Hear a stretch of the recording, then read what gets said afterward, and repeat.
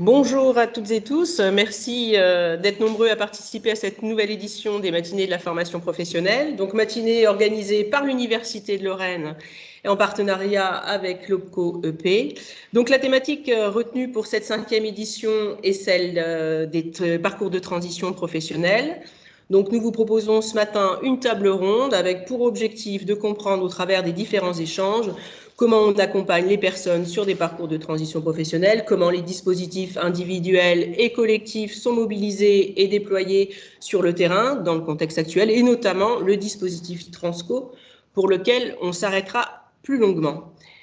Donc, avant de laisser la parole à Madame Sabine Chopin-Guillot, vice-présidente à la formation et insertion professionnelle à l'Université de Lorraine, quelques mots, quelques consignes techniques. Alors, nous sommes assez nombreux, donc il est important que chacun ferme sa caméra et son micro pour avoir une bonne qualité de son. Vous pouvez dès à présent poser vos questions et réagir tout simplement aux propos énoncés dans la fenêtre de conversation. Et sans plus attendre, donc je laisse la parole à Madame Sabine Chopin-Guillot. Merci beaucoup. Bonjour à toutes et à tous, pardon, mesdames et messieurs. Donc, même si je ne vous vois pas tous, je sais que vous êtes inscrits très nombreux pour participer ce matin à cette nouvelle matinée de la formation professionnelle, donc organisée par l'Université de Lorraine et l'OPCO Entreprises de proximité. En effet, comme lors de la dernière édition, les conditions sanitaires qui s'imposent encore à nous ont conduit à proposer à nouveau cette année donc une matinée toute à distance.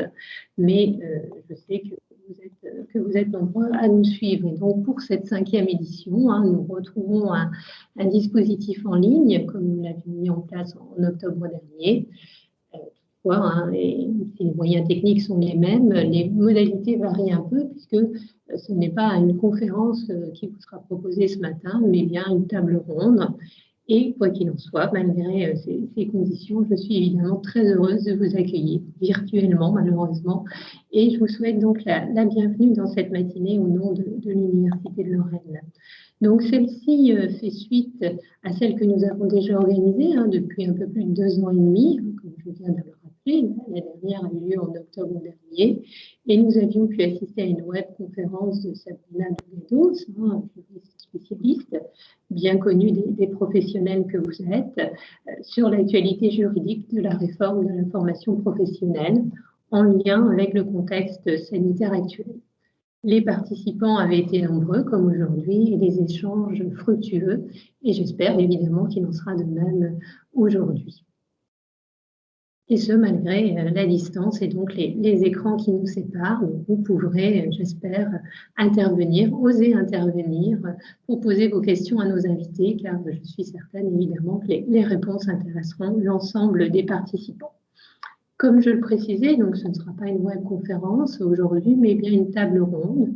Et nous avons le plaisir d'accueillir 3 intervenants. Madame Fayard, qui est consultante développement professionnel à l'APEC, Monsieur Dallongeville, délégué régional de l'OPCO, entreprise de proximité en Grand Est, et Monsieur Lemaire, directeur général de Transition Pro Grand Est, que je remercie évidemment très sincèrement d'avoir accepté de se prêter à cet exercice et que je vous invite donc à interroger puisque ce sont des spécialistes de la question que nous allons traiter aujourd'hui.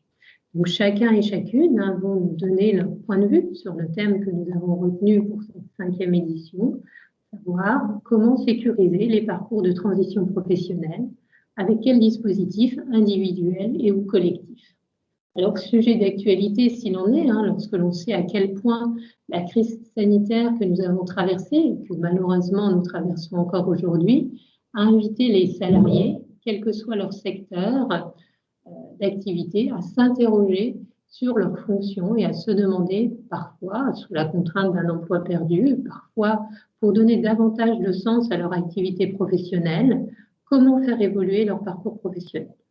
À ce titre, outre ces 3 professionnels, nous bénéficions également du témoignage de Madame Rochesse, stagiaire de la formation continue, sur la mobilisation de son compte personnel de formation de transition professionnelle pour entrer dans une formation à l'Université de Lorraine, en l'occurrence le Master 2, formation Travail et Territoire en développement, et qui nous dira donc pourquoi et comment elle a mené cette démarche. Aussi, avant de laisser la parole à nos intervenants de la table ronde, aussi à notre témoin, je tiens à les remercier tous et toutes très sincèrement, ainsi que l'ensemble des participants que vous êtes, mais aussi et surtout les organisateurs de cette matinée qui ont tout mis en œuvre pour que malgré les conditions actuelles, celle-ci puisse avoir lieu dans les meilleures conditions possibles.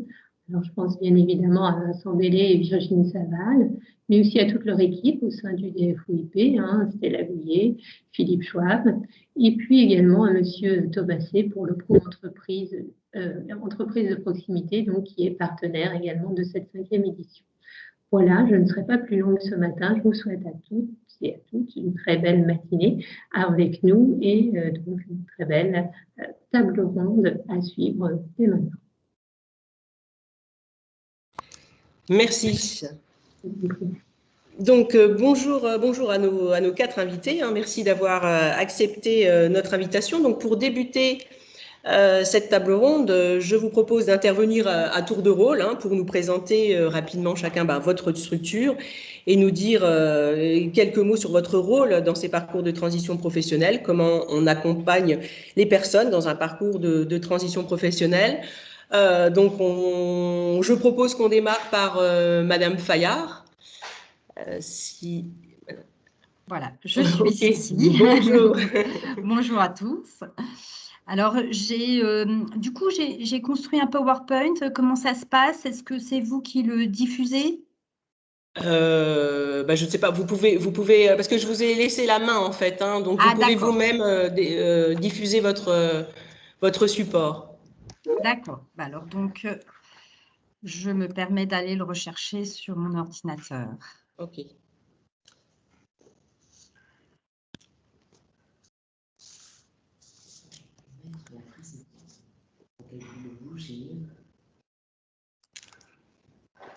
Alors, j'espère que je vais le trouver facilement. Du coup, je pensais que c'était vous.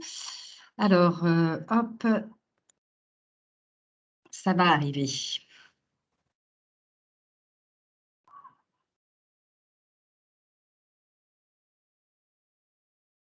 Ok. C'est bon pour tout le monde? Vous voyez le support? C'est parfait. C'est parfait? Oui, pas de souci. Non, on ne le voit pas, nous. Voilà, moi, je ne saurais pas comment faire. Alors là, parce que moi, à l'écran, j'ai votre... Non, on le voit. J'ai votre support. Okay. Alors, je ne sais pas. Alors ça, je ne saurais pas de toute façon régler le problème technique. Non, mais ce n'est pas grave en soi, puisque je vais présenter de toute façon le support. Donc, pour ceux qui ne voient pas, vous pourrez parfaitement entendre, il n'y a pas de souci. Alors, donc, oui, j'ai construit un support pour présenter assez rapidement donc, l'APEC, donc l'Association pour l'emploi des cadres, et donc le rôle de l'APEC dans le parcours de transition professionnelle.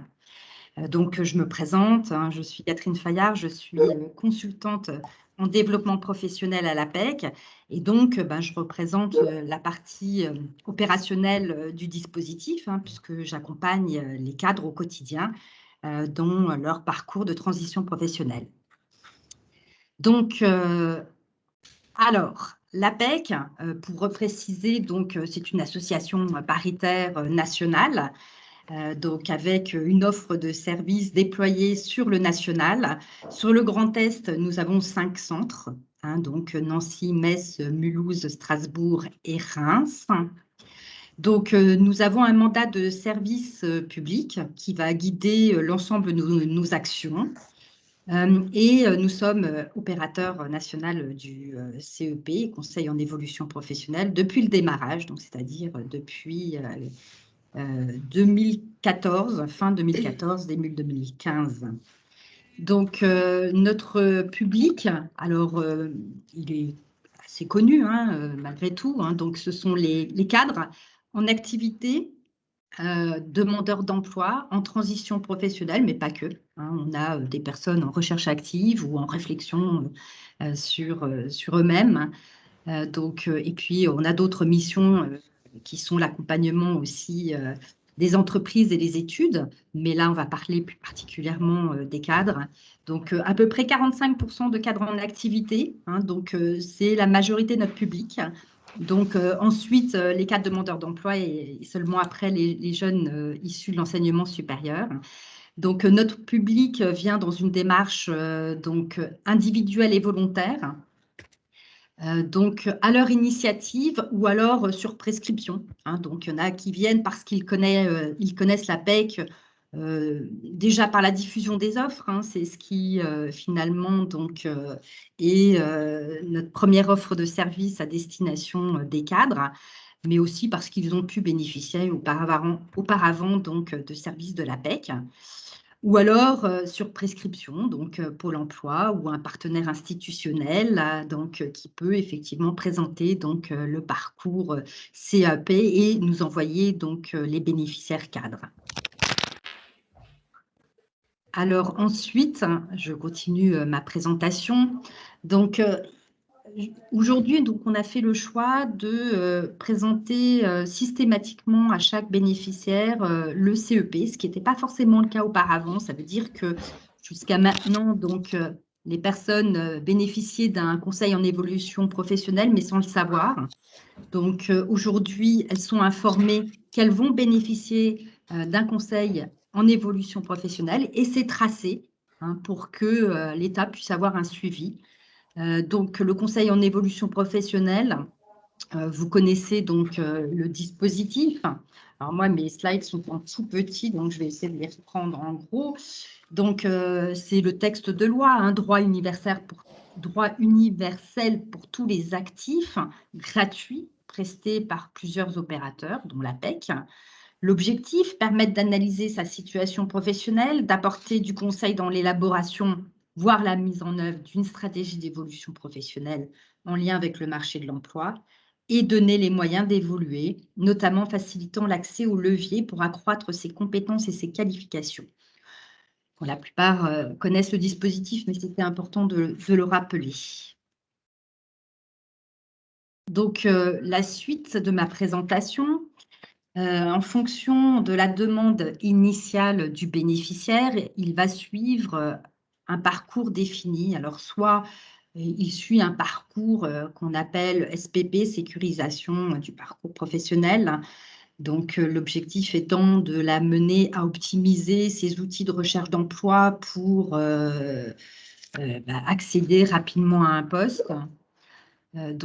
Ou la première insertion, enfin l'insertion donc, des jeunes diplômés, ou alors il rentre dans un parcours d'évolution professionnelle, hein, de sécurisation professionnelle, où on va pouvoir faire le point avec lui sur sa situation et l'amener donc à accéder donc à son objectif. Donc, comment ça se passe concrètement ? Donc, ça commence par une demande. Hein, donc, je vous ai dit, donc c'est une démarche volontaire. On réalise ensuite un diagnostic qu'on appelle le diagnostic situationnel. À partir de ces diagnostics, on va identifier donc l'objectif. Je vais vous présenter les objectifs donc sur la slide suivante et les différents axes de travail ainsi que le parcours à suivre. Donc, il va pouvoir ensuite bénéficier d'un accompagnement, alors soit en individuel, donc à travers des entretiens individuels, soit en collectif. Donc, on a toute une série d'ateliers, donc soit à distance, soit en présentiel, qui pourront lui être proposés, soit donc à partir des ressources qu'il trouvera sur le site apec.fr et le site corporate, hein, puisqu'on a un site corporate avec des études. Soit donc, en adhérant donc, à une communauté de cadres qu'on a mis en place il y a quelques mois et qui fonctionne très bien. Donc, voilà le parcours. Donc, on a réfléchi finalement donc, à des objectifs et on a regroupé des objectifs pour définir 7 grands objectifs du parcours.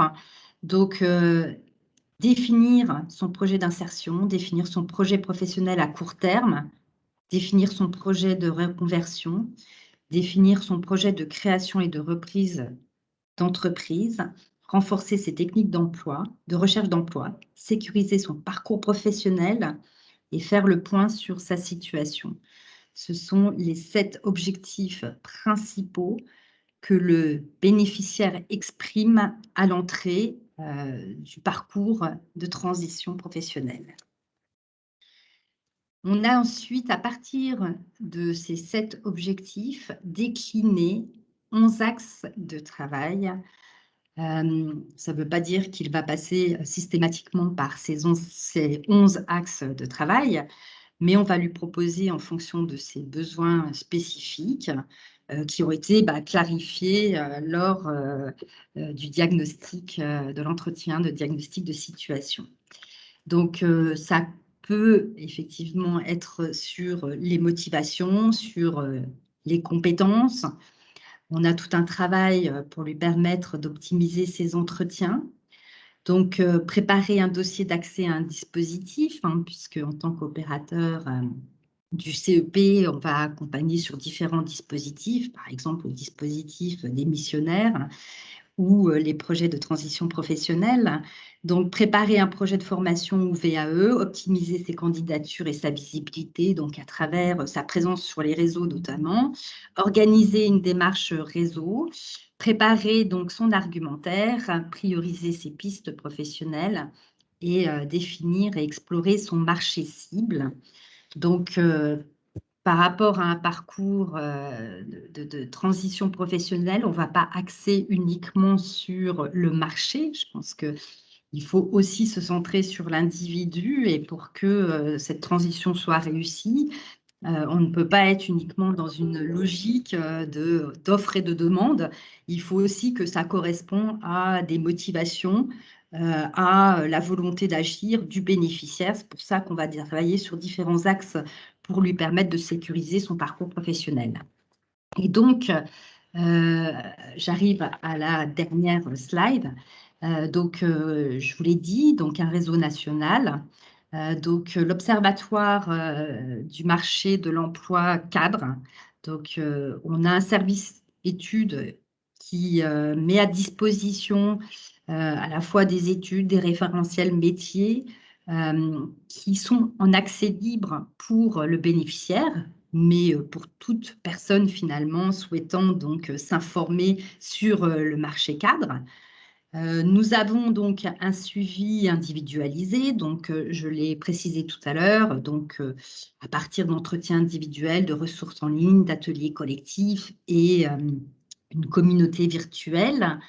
Un ancrage territorial, pour nous, c'est extrêmement important puisque c'est à partir de cet ancrage qu'on va pouvoir tisser des liens avec les acteurs institutionnels, financeurs, entreprises, qui vont permettre de sécuriser au mieux les parcours professionnels. Donc, on le fait déjà aujourd'hui, c'est certainement à renforcer, mais c'est déjà très présent sur le Grand Est. Et donc, un réseau de professionnels permettant une actualisation des connaissances et des compétences. Alors, ça se traduit aussi à partir d'échanges de pratiques, et notamment proposés par Transition Pro.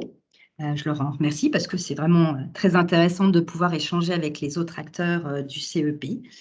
Donc voilà, j'arrive à terme de ma présentation. J'espère avoir été claire et synthétique puisque j'avais un temps défini qui était relativement court. Oui, c'est parfait. Effectivement, on a un timing qui est relativement comprends, il n'y a pas de souci. Donc, on va enchaîner. Je vais donc laisser la parole à Monsieur Dallongeville. Donc, même consigne, j'ai envie de dire, présenter donc votre structure et un petit peu votre rôle dans les parcours de transition professionnelle.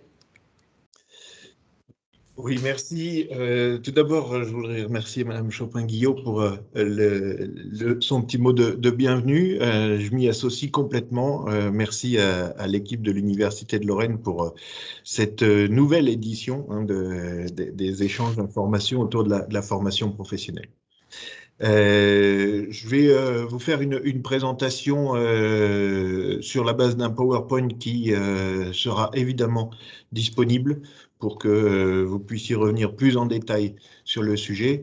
Et comme je sais qu'il y a dans les participants de nombreuses entreprises qui viennent et reviennent à chaque édition, je vous épargnerai pour tout cela la présentation exhaustive de l'OPCO.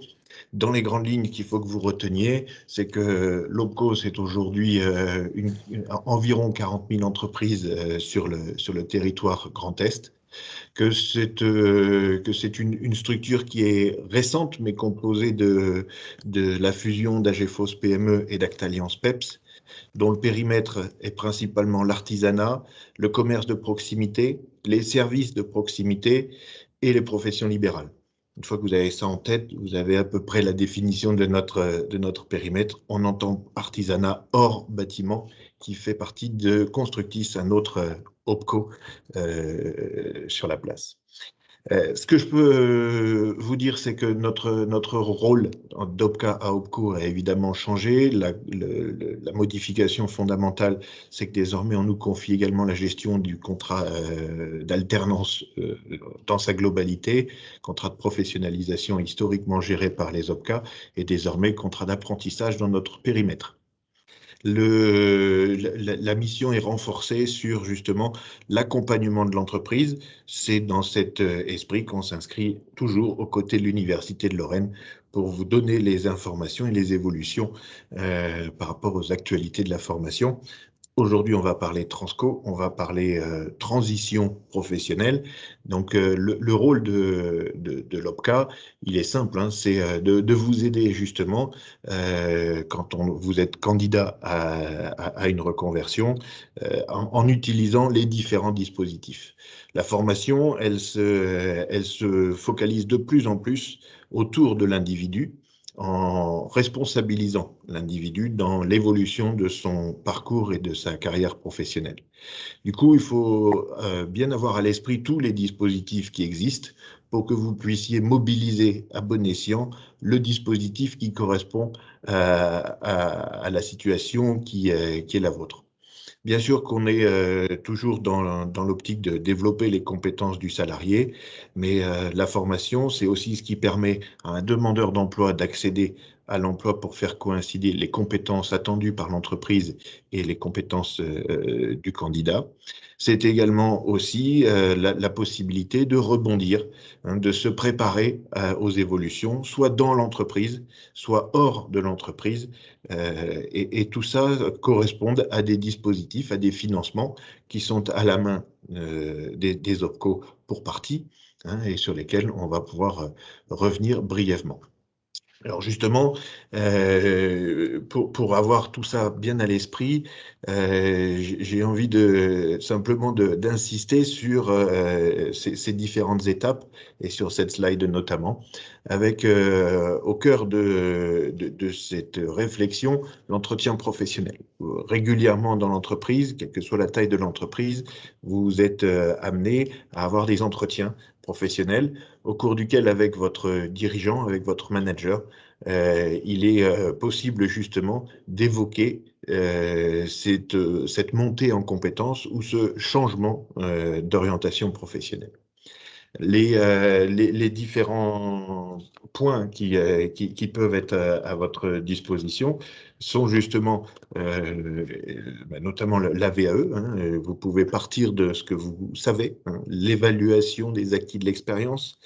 Ça, c'est important de se confirmer, hein, sur les compétences dont on dispose et de pouvoir ensuite envisager, et c'est le rôle, Madame Fayard l'a dit juste avant, du conseil en évolution professionnelle, c'est aussi de vous éclairer sur les pistes potentielles et les besoins lorsqu'on est candidat, lorsqu'on est salarié, lorsqu'on est un individu qui s'interroge. C'est justement le rôle des acteurs du conseil en évolution professionnelle que de vous éclairer sur les orientations du marché, les orientations des entreprises, les besoins identifiés dans les entreprises.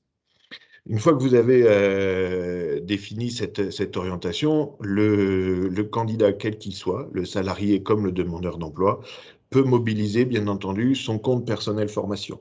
Je reviens un petit peu dessus. C'est désormais, les plus anciens se souviennent du DIF. Les heures de DIF ont été transférées dans le compte personnel formation. Il est encore temps, jusqu'à la fin du mois, de l'alimenter. De le transférer. Et ensuite, chacun peut bénéficier de ce crédit d'heure qui lui permet de se financer des actions de formation en ligne, à la main justement de la Caisse des dépôts et consignations qui paye l'organisme de formation avec les fonds qui lui sont attribués par France Compétences. Ensuite, vous avez bien entendu, lorsqu'on est en entreprise, le plan de développement des compétences. Plan de développement des compétences, l'ancien plan de formation, est ce qui permet l'évolution des compétences, contrairement à la professionnalisation où on est sur du qualifiant certifiant. Sur le plan de développement des compétences, on est sur l'adaptation justement des compétences au métier. Là-dessus, bien sûr que l'entreprise a la main sur ce plan de développement des compétences et que c'est elle qui va décider de mobiliser son plan pour telle ou telle formation dans l'entreprise.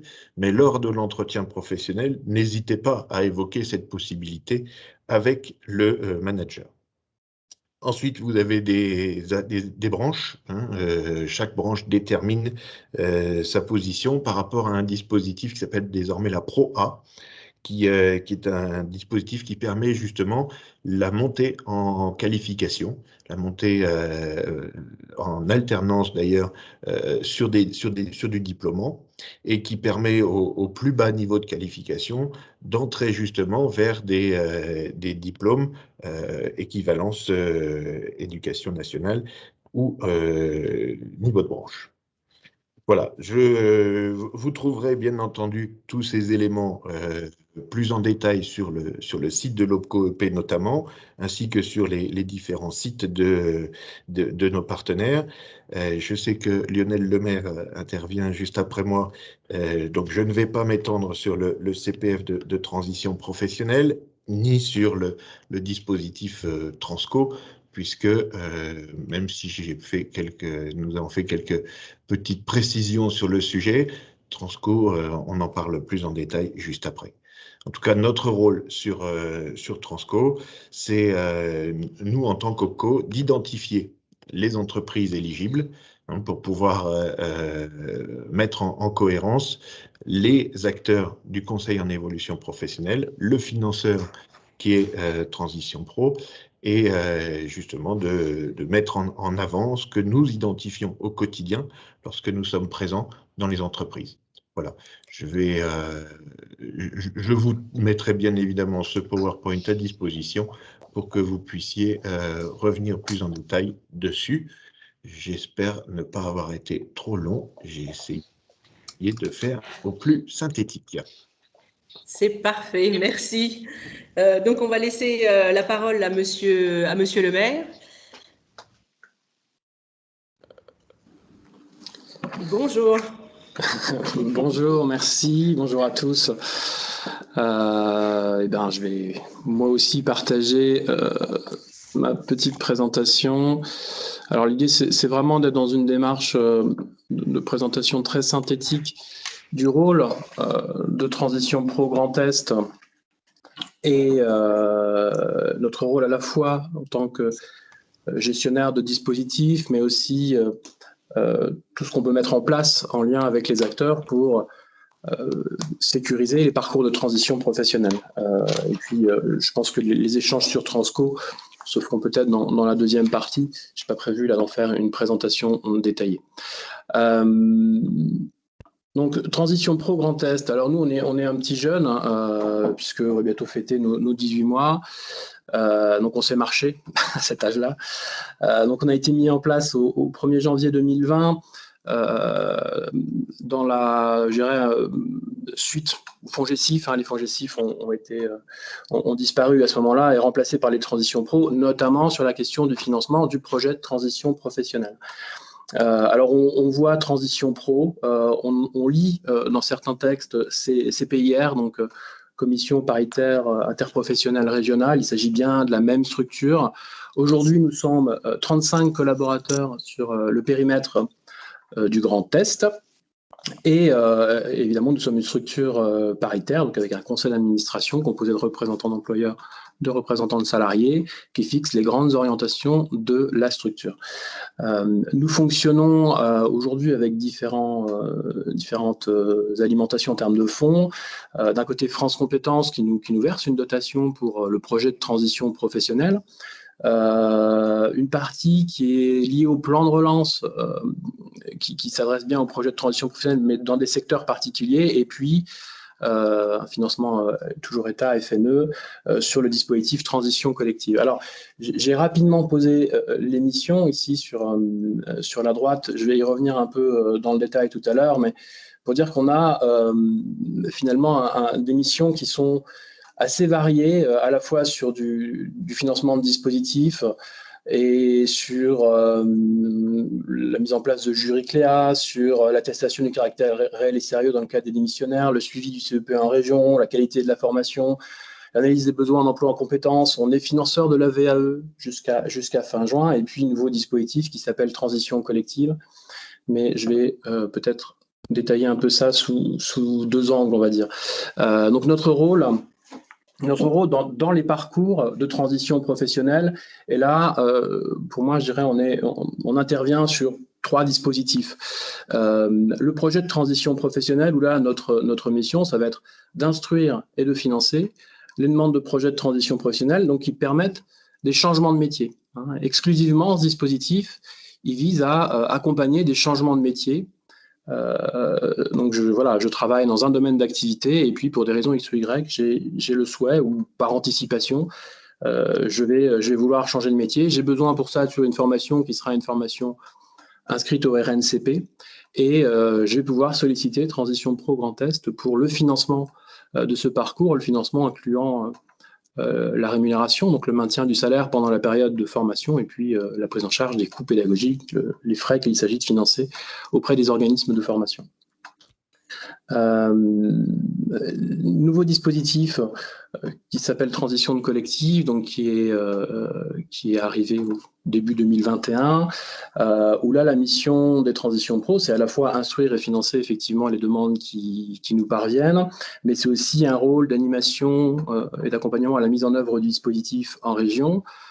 Transition collective, en 2 mots, c'est permettre à des salariés dont l'emploi est menacé,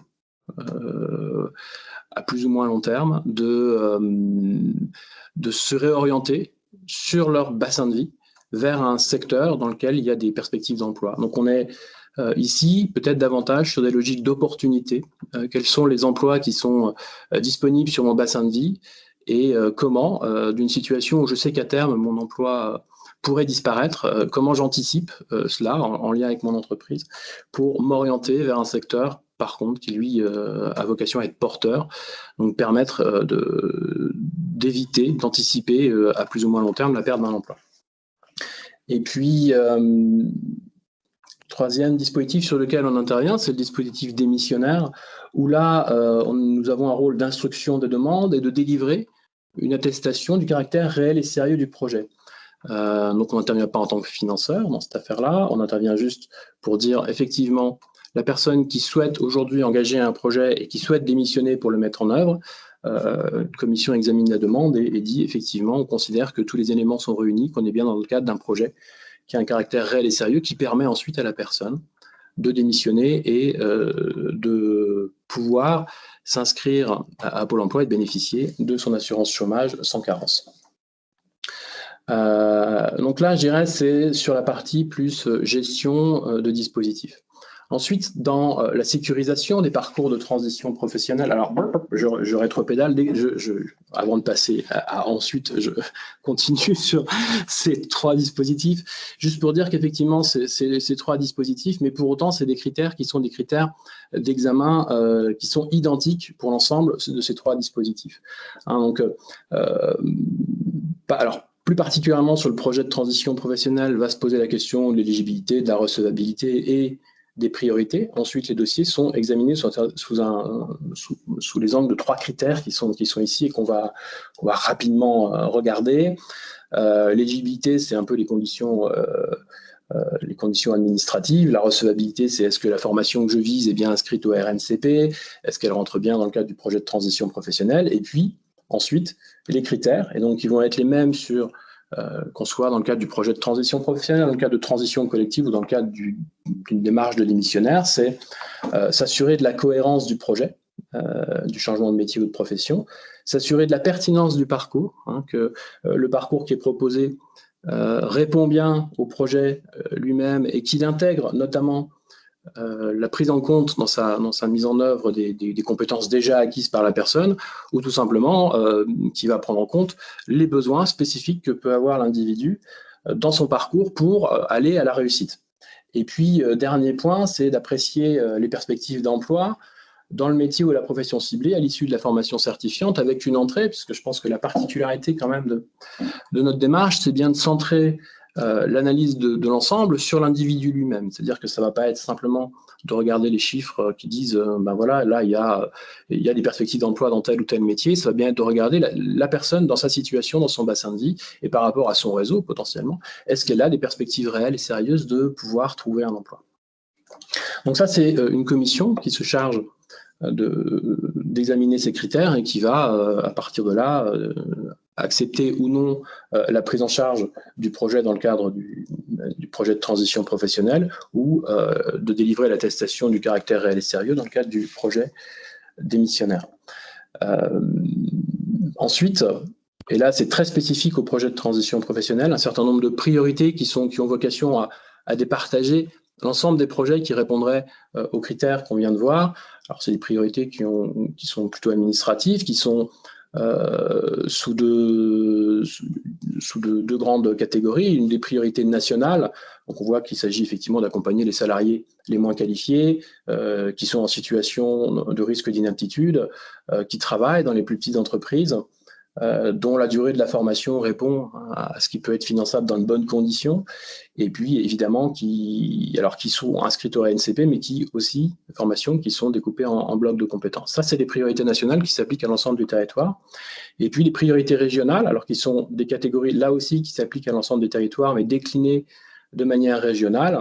Donc, par exemple, projet proposant une ligne de formation de parcours valorisé en région, et là, on va intégrer notamment le fait d'avoir bénéficié d'un accompagnement CEP ou d'avoir fait une VE en amont, l'écofinancement, parce qu'il s'agit effectivement d'optimiser les financements. Et puis après, on a deux priorités qui sont vraiment en lien notamment avec le plan de relance, c'est cibler les métiers à forte perspective d'emploi et puis accompagner les salariés dont le taux d'emploi diminue, dans le secteur d'activité dont le taux d'emploi diminue.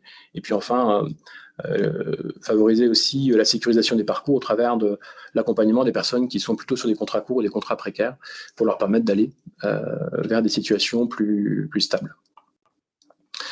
Et puis alors, dernier point avant de rendre le micro, un rôle aussi, non pas directement en tant que gestionnaire de dispositifs, mais bien en tant qu'intervenant sur l'écosystème, ou en tout cas en lien avec nos acteurs, avec les acteurs du territoire, pardon. Et donc je vais citer ici effectivement la mise en place de la certification CLEA, où nous avons un jury paritaire qui examine les certifications et qui les délivre, et puis surtout un rôle d'information et de déploiement de cette certification. Le suivi de la mise en œuvre du CEP en région, Catherine en parlait un peu tout à l'heure, donc là où nous devons élaborer annuellement un rapport qui est remis à France Compétences sur la manière dont le CEP se déploie, s'assurer de la qualité des formations dispensées et puis faire un travail sur l'analyse des besoins en emploi en compétences sur les territoires, mais qui est plutôt centré sur la question de la réussite des transitions et de la singularité des transitions. Et déjà les objectifs qu'on vise au travers de ces missions-là, au-delà du fait qu'on a ces missions réglementaires, c'est derrière de travailler vraiment à favoriser le recours aux dispositifs et aux services, et ça c'est probablement le premier levier de la sécurisation. Il existe des dispositifs. Hervé parlait tout à l'heure de responsabilisation, que d'autant plus l'individu est de plus en plus responsabilisé. Et la contrepartie, c'est qu'effectivement, il faut qu'il puisse accéder aux services et aux dispositifs qui peuvent l'accompagner dans sa démarche. Donc ça, c'est un objectif fort. Permettre la meilleure information des personnes, et ça passera par notre capacité à travailler ensemble et à partager l'information, et puis évidemment favoriser la réussite des parcours. Pour ça, trois principes de fonctionnement. Premier, c'est un principe de transparence, c'est-à-dire que plus l'information est accessible, plus plus les gens savent où ils s'engagent. Une démarche d'appui et de facilitation, c'est-à-dire venir en appui là où il y a besoin et puis faire en sorte de trouver des leviers de facilitation et ça de manière partenariale. Et puis envisager l'ensemble de nos actions sous un axe collaboratif. Et je prendrai notamment l'exemple du suivi du CEP où nous avons la mission d'élaborer un rapport, mais pour autant, ce rapport, nous l'avons élaboré et co-élaboré avec l'ensemble des acteurs du CEP. Et comment on s'y prend? Eh bien, sur la question de la transparence, il y a des visios qui sont à destination des opérateurs du CEP après chaque commission d'instruction pour que les décisions soient comprises et expliquées. La mise en œuvre du suivi du CEP, là aussi, une visio mensuelle dans le cadre d'échanges de pratiques dont parlait Catherine tout à l'heure. Un travail de concertation avec les organismes de formation, notamment dans le cadre de la mission qualité. Tout n'est pas arrivé en tant que contrôleur, mais aussi et surtout de travailler avec l'ensemble des organismes pour favoriser une plus grande individualisation pour l'intérêt de l'individu. Et puis enfin, un travail notamment sur une étude sur le suivi des parcours qui est engagé avec le Conseil régional Grand Est dans le cadre du CPR-DFOP sur l'identification de ce qui favorise et ce qui complexifie, on va dire, un parcours, notamment par l'intervention des professionnels. Voilà, comment l'offre de service peut être plus accessible, comment dans ce que nous menons quotidiennement de manière partenariale, nous facilitons ou au contraire, parfois, nous pouvons rendre plus complexes les parcours et là-dessus, nous avons interrogé 1500 personnes sur le Grand Est et l'étude se poursuit. L'idée étant de bien comprendre ce qui se joue dans les dynamiques de parcours pour pouvoir ensuite les remettre sur la table en termes d'échanges et de partenariat pour trouver des solutions communes. Voilà pour les présentations un peu générales des missions de Transition Pro. Et je rends le micro peut-être pour maintenant passer... Ah bah, je crois qu'il y a le témoignage encore derrière. Oui, tout à fait.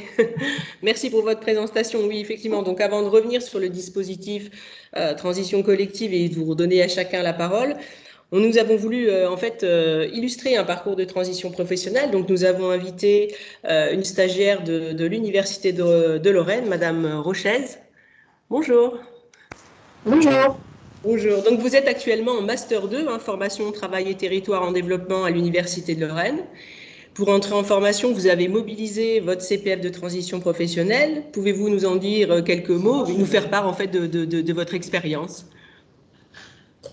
Alors moi, j'ai mobilisé effectivement le reste de DIF et de CPF pour reprendre des études.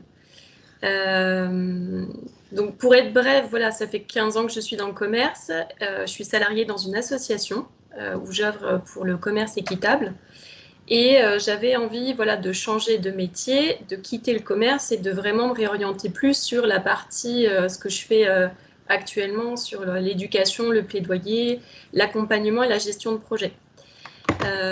Donc c'est vrai qu'en France, quand on veut changer de métier, il faut passer par un diplôme, parce que ça marche comme ça ici, il faut le savoir. Donc c'est pas anodin, quoi. Quand on lance cette démarche-là, moi j'avais surtout envie d'échanger ce matin et de mettre l'accent sur le processus avant de solliciter les dispositifs, où pour moi il y a vraiment la démarche interne de construction du projet. Ça va mobiliser évidemment la confiance en soi, qui pour moi ça revêt un caractère décisif dans le déclenchement de ce processus. C'est un pilier qu'il faut prendre en compte parce qu'il y a vraiment cette décision personnelle de changer, d'évoluer. Il ne faut pas sous-estimer ce temps-là. Ça peut prendre du temps avant d'enclencher, on va dire, et de passer à l'action. Et puis, donc moi, j'ai quand même eu énormément de chance dans ce passage-là. C'est que donc la démarche personnelle a été relativement rapide parce que j'ai communiqué autour de moi mon envie de changer et de comprendre en fait comment ça pouvait fonctionner. Donc, j'ai sollicité mon réseau parce que je suis bénévole dans des associations. Et puis, j'ai rencontré des professionnels. Donc, j'ai commencé en fait à recueillir de l'information pour peut-être un peu plus comprendre les choses. Et puis, en parallèle, il y a donc le consultant en ressources humaines que nous avons dans notre association qui a fait passer début d'année 2020 une actualisation sur justement les dispositifs et les droits auxquels les salariés peuvent, ce qu'on peut solliciter. Et donc, c'est à ce moment-là que j'ai entendu parler du conseiller en évolution professionnelle. C'est un droit qui est gratuit pour les salariés et souvent, il n'y a pas cette information-là. Et pour moi, cette personne-là m'a aidé à confirmer donc le projet que j'avais et puis me donner le vocabulaire qui me manquait, m'informer sur les formations, parce qu'en fait, ok, il faut un diplôme, mais derrière, c'est quelle formation je peux viser, et ensuite les dispositifs. Donc moi, cette démarche-là, ça a pris moins de 6 mois, hein, entre le rendez-vous avec le conseiller professionnel et puis ma rentrée scolaire, en septembre. Donc c'est une démarche très rapide, c'était, je dirais, assez facile, parce que le conseiller en évolution professionnelle, voilà, m'a donné pas mal de clés. Et puis peut-être un bémol dans ce processus-là, c'est effectivement, comme l'a présenté pour Transition Pro, c'est les critères de priorité. Et quand on est dans ce processus de changement, je crois qu'il faut vraiment avoir la volonté et garder ça, parce que ça peut décourager de voir, ok, je ne remplis pas les cases, donc j'ai potentiellement pas toutes les chances d'y arriver. Voilà, il faut croire en soi, il faut avoir la volonté. Et puis pour moi, j'ai eu de la chance, ça s'est bien passé. Et j'ai pu donc accéder à cette formation-là. Voilà. Ok, merci. Intéressant, hein, de découvrir votre parcours et notamment l'importance donc du projet, hein, de bien réfléchir à son projet, de montrer aussi la multiplicité des démarches à engager et l'importance du réseau, en tout cas dans votre cas. En tout cas, merci à vous. Donc, comme je le précisais en introduction, nous allons, pour la suite des échanges, s'arrêter plus longuement sur le dispositif Transco. Ce dispositif transition collective est en cours de déploiement, hein, donc sur l'ensemble du territoire, comme vous nous l'avez précisé, monsieur le maire. Donc, comment aujourd'hui, quels sont les projets déjà initiés, comment le dispositif se déploie, comment tout ça s'articule sur le territoire et comment les uns et les autres travaillez-vous ensemble. Donc, je vous laisse à nouveau la parole.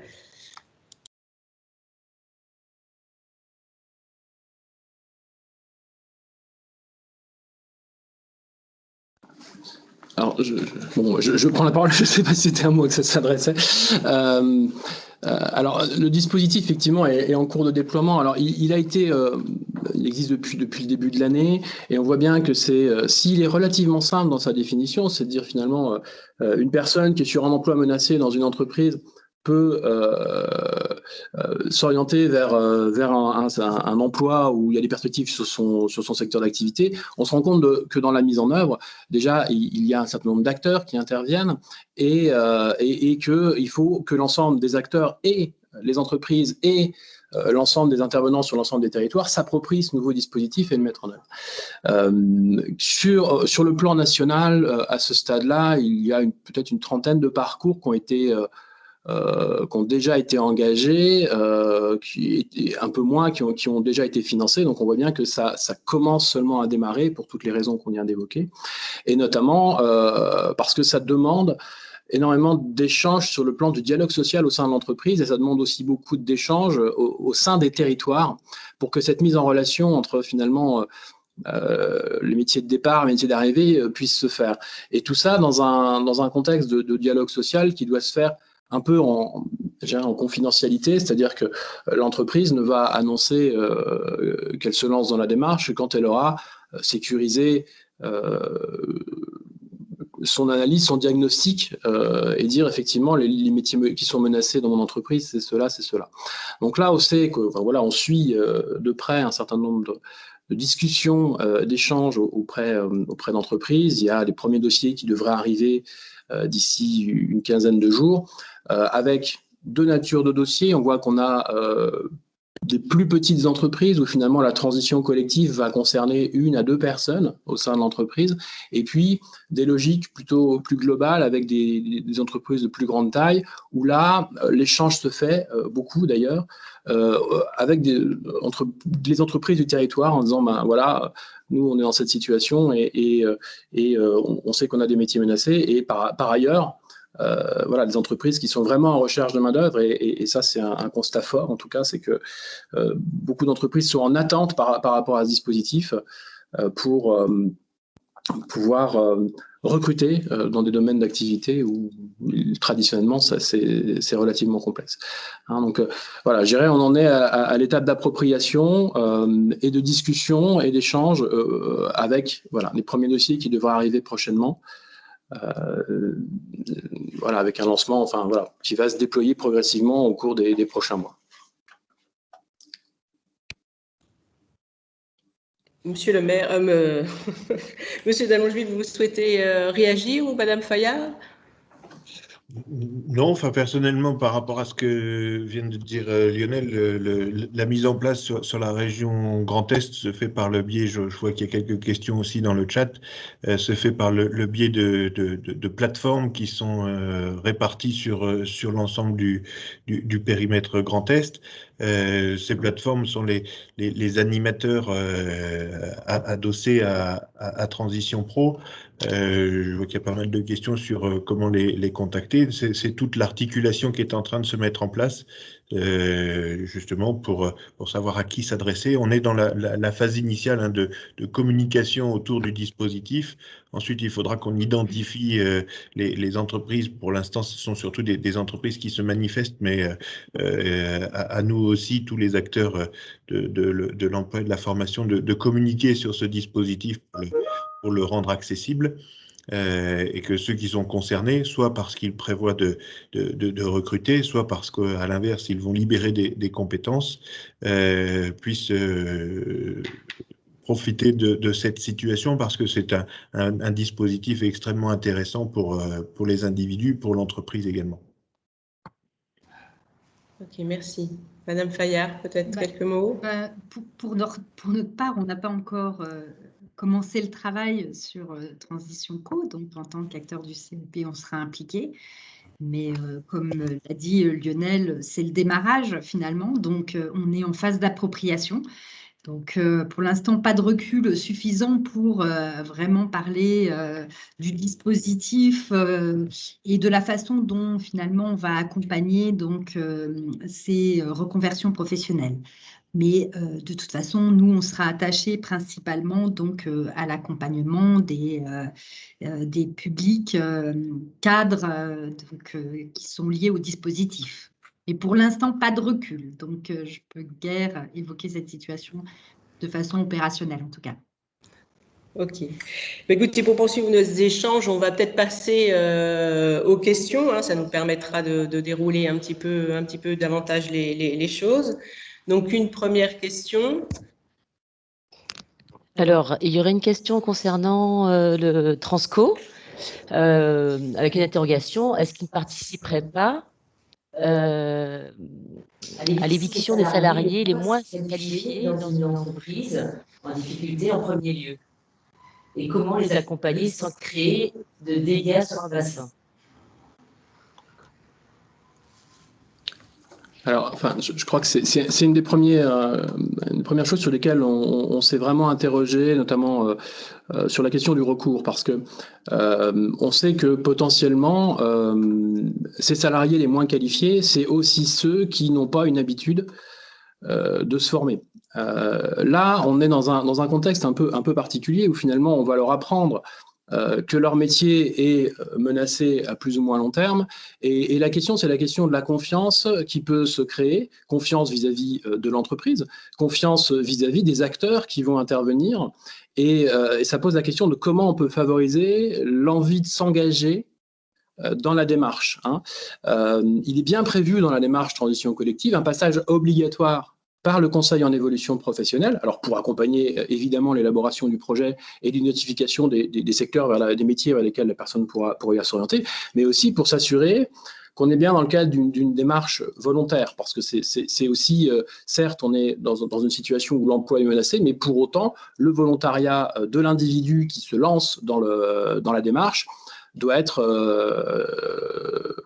réel, à la fois pour des raisons je dirais éthique et en même temps pour simplement favoriser la réussite du parcours. Et c'est vrai qu'à ce stade-là, les questions qui se posent, c'est comment on fait pour créer de l'appétence, dans un premier temps, au Conseil en évolution professionnelle, parce que je pense que si on commence à vouloir pousser tout de suite ces individus vers Il faut impérativement vous former parce que, attention, vous êtes dans une situation où votre métier est menacé.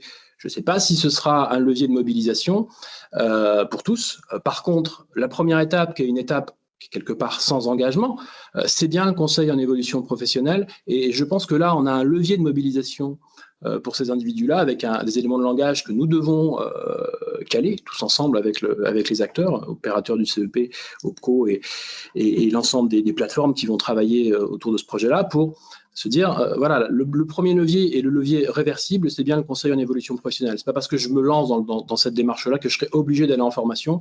Et il y a fort à parier. Et qu'une fois qu'on a commencé à travailler avec le conseiller sur quelque chose, sur un projet qui a du sens pour soi-même, on ait créé les conditions pour que la personne ait envie d'aller plus loin. Mais on est bien conscient que la notion de réversibilité de la démarche est probablement l'un des facteurs d'engagement le plus fort. Après, je n'ai pas forcément compris la notion de risque pour le territoire ou de... Je ne sais plus comment c'était formulé, mais... parce que l'idée de Transco, c'est bien de finalement maintenir de la main-d'œuvre sur le territoire, de maintenir l'activité économique sur le territoire, en évitant aux personnes de se retrouver sans emploi et de s'orienter de manière douce vers un secteur qui recrute. Monsieur Dallongeville, on vous laisse la parole. Oui, pour compléter, il faut avoir à l'esprit que Transition collective, Transco a été initié notamment par rapport au contexte qu'on a vécu, contexte de pandémie, crise sanitaire, qui a modifié sensiblement le fonctionnement dans pas mal d'entreprises, dans pas mal de secteurs d'activité. Et de fait, certains métiers vont se retrouver extrêmement modifiés quand ils ne le sont pas déjà. De fait, les compétences associées, les compétences des collaborateurs dans les entreprises sont amenées forcément à évoluer. Mais on sait que tous ne sont pas forcément en capacité d'évoluer vers du tout numérique, du tout digital, du complètement dématérialisé. Ça fait partie justement des points sur lesquels oui, il faut avoir ça à l'esprit. Si la personne n'est pas en capacité d'évoluer, elle peut malgré tout profiter des autres opportunités qui existent à proximité. Une personne qui a travaillé dans la branche de l'habillement a tellement souffert des périodes de fermeture que malgré tout, toutes ses compétences, ses compétences commerciales, d'accueil du public par exemple, sont des vrais appuis pour aller travailler dans d'autres secteurs du commerce. Mais la motivation, c'est aussi quelque chose qui permet des fois de faire bouger des montagnes et l'envie d'aller voir autre chose peuvent permettre notamment à une personne qui est très peu mobile de s'orienter vers d'autres secteurs d'activité à proximité de son domicile ou à proximité de son lieu d'intervention. Donc, il faut avoir ça à l'esprit parce que lorsqu'on le vit, nous, à l'échelle d'un OPCO ou en échange inter-OPCO, on se rend compte que des métiers sont réellement, et encore plus aujourd'hui, en recherche de collaborateurs. Je ne reviens pas sur l'hôtellerie-restauration et ces centaines de milliers de postes à pourvoir. Si justement il y a autant de postes à pourvoir, c'est parce que certains salariés se sont interrogés pendant la période de fermeture de leurs établissements et que les salariés ont goûté à autre chose ou tout simplement se sont remis en question pour pouvoir ensuite s'orienter, se réorienter vers d'autres activités. Ok. Donc, c'est pas, juste pour compléter, ça risque pas de créer des dégâts sur le bassin d'emploi. Au contraire, c'est pour répondre aux attentes déjà identifiées sur les bassins d'emploi et de mettre en évidence ces opportunités. Voilà. Ok. Madame Fayard, vous souhaitez réagir? Moi, je voulais juste peut-être émettre un point de vigilance par rapport évidemment à des dispositifs tels que Transco, c'est de ne pas être forcément dans une logique adéquationniste où on va systématiquement vouloir relier l'offre à la demande. Hein, c'est-à-dire qu'on sait qu'une reconversion, pour qu'elle soit réussie, il faut qu'il y ait l'envie, il faut qu'il y ait la motivation, il faut qu'il y ait évidemment les capacités. Hein, donc, et que si on est dans quelque chose de très mathématique, à un moment donné, on risque de créer aussi des désillusions ou des déceptions chez certains bénéficiaires. Et c'est vrai qu'il va falloir être attentif à travailler aussi sur finalement la volonté, les motivations de la personne pour ne pas systématiquement être dans cette logique mathématique où il y a un besoin, il y a un candidat potentiel et on va essayer de faire relier un petit peu de force ces deux éléments. Il faut quand même se souvenir que on est dans c'est la loi sur la liberté de choisir son avenir professionnel. Hein, donc, c'est comme ça qu'elle est intitulée. Donc, il faut rester sur, effectivement, la liberté de choisir son avenir professionnel. Et je pense que nous, en tout cas, en tant qu'acteurs du CEP, c'est là-dessus qu'on devra être vigilant, je pense. Très bien. Monsieur le maire ? Que le micro et la caméra, ce sera mieux. Oui, juste effectivement, je crois que c'est un vrai sujet pour les opérateurs du CEP. Mais aujourd'hui, on constate d'une manière générale et indépendamment de transition collective qu'on va être sur deux grandes logiques d'orientation professionnelle. On a des logiques qui sont plutôt des logiques vocationnelles, c'est-à-dire je vais changer de métier parce que j'ai vraiment envie de faire autre chose et je veux me connecter à quelque chose qui a du sens et de la valeur pour moi. Et d'ailleurs, dans ces logiques-là, c'est pas toujours le métier en lui-même qui va être moteur, mais parfois le contexte dans lequel il s'exerce. Et puis, on va avoir une deuxième logique qui est plutôt une logique d'orientation sur opportunité, c'est-à-dire finalement, qu'est-ce qui m'est accessible? Et cette deuxième logique, qui est une logique d'opportunité, c'est bien celle sur laquelle est construite le dispositif transition collective, en se disant... Finalement, puisque ce qui est important pour moi, en tout cas pour un certain nombre, c'est le contexte dans lequel j'exerce mon métier, c'est aussi comment je m'y retrouve, mais parce que je me vois accomplir des réalisations, pouvoir repérer ce qui est accessible sur le territoire, sur mon bassin de vie, et se dire, tiens, finalement, dans ce qui est accessible sur mon bassin de vie, il y a des choses auxquelles j'ai probablement jamais pensé et auxquelles j'aurais peut-être même naturellement jamais pensé.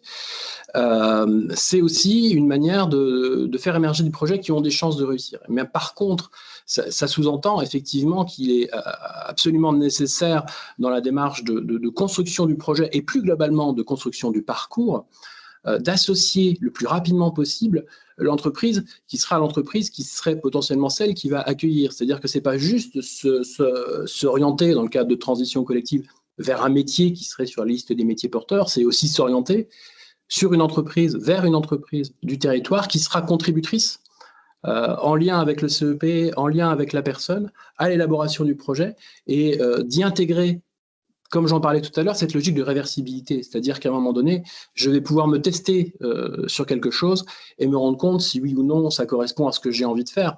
Et puis pour aller plus loin, la réussite du parcours passera, puisqu'à la fin de la formation, aucune obligation pour le salarié de quitter son emploi, c'est-à-dire qu'on est bien sur le principe de fonctionnement qui est celui du projet de transition professionnelle. Donc à la fin de ma formation, si je n'ai pas trouvé ou si j'ai changé d'avis, ce serait dommage, mais je peux réintégrer mon poste, alors poste qui reste pour autant toujours menacé, mais en tout cas j'ai cette possibilité-là. Et donc pour que la transition se fasse bien d'un emploi A à l'emploi B, ça passera par tous ces jalons et le fait d'impliquer et de permettre à la personne qui s'engage dans le parcours d'être très rapidement connecté à son nouvel environnement professionnel et de s'assurer que celui-là correspond bien, alors peut-être pas en tout point, mais correspond bien globalement à ce qu'elle recherche dans la suite de son parcours. Et peut-être que souvent ce qui est recherché, et de plus en plus dans le contexte actuel, c'est surtout déjà de sécuriser sa situation professionnelle. Merci. On va peut-être passer à une seconde question. Alors, il y aurait une question également sur qui joue le rôle d'un observatoire des emplois sur un bassin ou comment sont collectées les informations dans le cadre de la mise en œuvre de Transco dans une entreprise qui y fait appel? Qui souhaite répondre? Il y a aussi la question de l'articulation de Transco avec la GPEC, qui était avant mise en place dans les entreprises. Mais là, déjà, sur le rôle, qui joue le rôle d'un observatoire des emplois sur le bassin, où on parle plus de plateforme. Vous avez évoqué l'idée de plateforme tout à l'heure. Comment les choses s'articulent, comment elles sont mobilisées sur le bassin. Lionel, je te laisse répondre, Lionel. Je pense aussi, oui. Je peux répondre, mais c'est peut-être plus à Transition Pro de répondre. Alors, c'est rigolo parce que j'allais passer la parole à Hervé, mais je pense que c'est une réponse à deux voies, c'est-à-dire que comment sont collectés les besoins sur le bassin, mais je pense que il y a effectivement là où des plateformes territoriales vont être implantées, c'est effectivement le rôle de ces plateformes que de faire en sorte que le dialogue sur le territoire s'instaure et que ce dialogue il s'instaure autour des entreprises et autour des acteurs du territoire. Donc on n'est pas dans une logique d'observatoire pur et dur, on est plutôt dans une logique de partage d'informations, de partage de signaux faibles aussi parfois, parce que on est à l'instant T, quoi. On n'est pas dans un observatoire qui va nous dire dans X temps, ça va être comme ça. C'est à l'instant T, qu'est-ce qui se passe sur le territoire et comment on peut faire coïncider des situations et qui vont être différentes très clairement d'un bassin à l'autre. Donc il y a vraiment cette dimension-là, là où les plateformes sont installées, et puis à l'échelle de la région, je dirais, là aussi un certain nombre de besoins sont remontés via les OPCO, par les branches aussi, mais on est bien, enfin, je crois qu'il ne faudrait surtout pas croire que le dispositif transition collective va régler tout. C'est-à-dire qu'on est sur un dispositif qui s'inscrit dans un panel d'autres dispositifs qui sont au service et des entreprises et des salariés et qui va pouvoir contribuer pour certaines branches à recruter de la main-d'œuvre, mais certainement pas à combler l'ensemble des besoins qui sont les leurs. Hein. Donc, et c'est là où intervient, je dirais, la partie individuelle dans la dimension collective. C'est-à-dire que, certes, il y a bien cette logique de dire c'est quoi les opportunités, qu'est-ce qui se passe sur le territoire, mais après, c'est l'individu, lui, qui va pouvoir avoir un panel de possibilités, y compris d'ailleurs, comme le disait très bien Catherine, pas forcément en lien direct avec des besoins qui auraient pu émerger, mais qui seront pour autant des possibilités de réussite pour cette personne dans sa situation. Et peut-être Hervé peut compléter. Oui, je peux compléter en tant que plateforme, justement, puisque l'OPCOEP a été validé comme plateforme sur le territoire de Colmar et ensuite sur le territoire des Vosges dans un second temps. C'est vrai qu'une plateforme, comme l'a dit Lionel, elle est d'abord là pour faire une animation de l'existant. On ne va pas repartir de zéro. Au contraire, il y a des acteurs nombreux qui existent déjà. Sur ce côté observatoire, eh bien, quelque part, c'est d'abord de conglomérer tout ce qui existe, hein, comme connaissance de l'existant. Comme je disais tout à l'heure, tous les OPCO, dans leur globalité, à eux tous, balayent l'ensemble des entreprises présentes sur un territoire. Donc, rien qu'entre OPCO, on peut déjà avoir une bonne vision des attentes formation, des besoins en termes d'emploi existants dans les entreprises, mais également avec tous les acteurs du CEP, en premier lieu avec Pôle emploi, également avec les autres acteurs que sont les missions locales, que sont bien évidemment l'APEC. Catherine a bien présenté l'offre de services de l'APEC à destination des individus et des entreprises.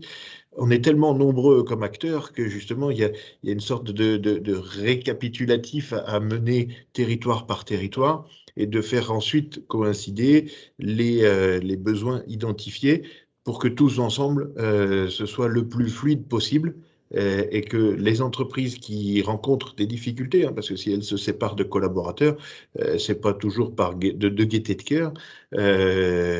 Donc les entreprises qui sont en difficulté, qui vont libérer des compétences, eh bien, soit accompagnées là aussi, parce que ça provoque réorganisation dans les entreprises.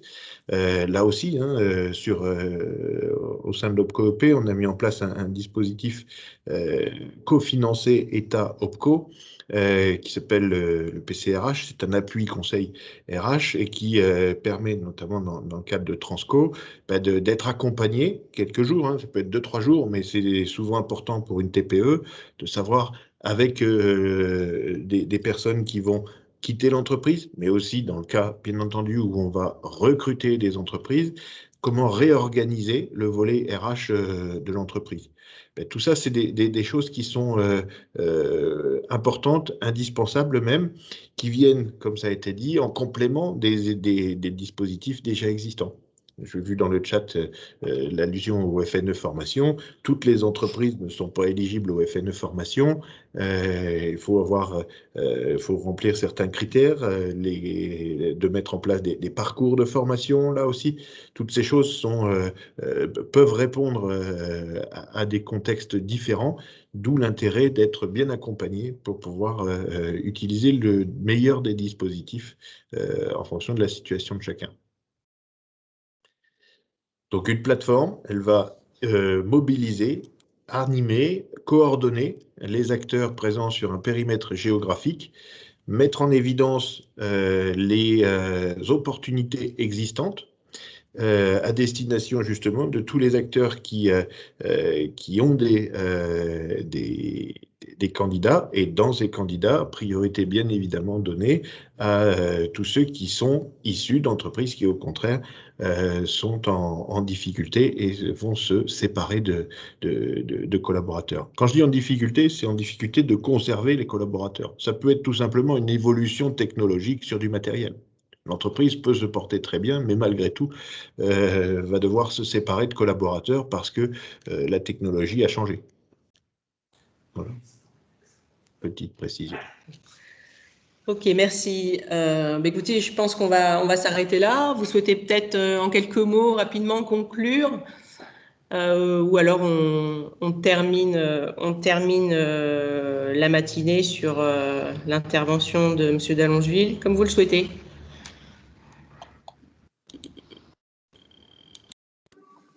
Écoutez, je tiens à vous remercier à chacun pour vos éclairages. Vos échanges nous ont permis d'affiner notre compréhension de ce qui joue actuellement autour de cette problématique de la sécurisation des parcours professionnels, et notamment au travers du dispositif Transco.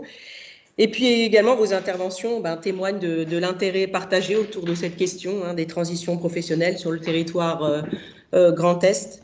Avant de terminer, je vais laisser la parole à Madame Sabine Chopin-Guillot.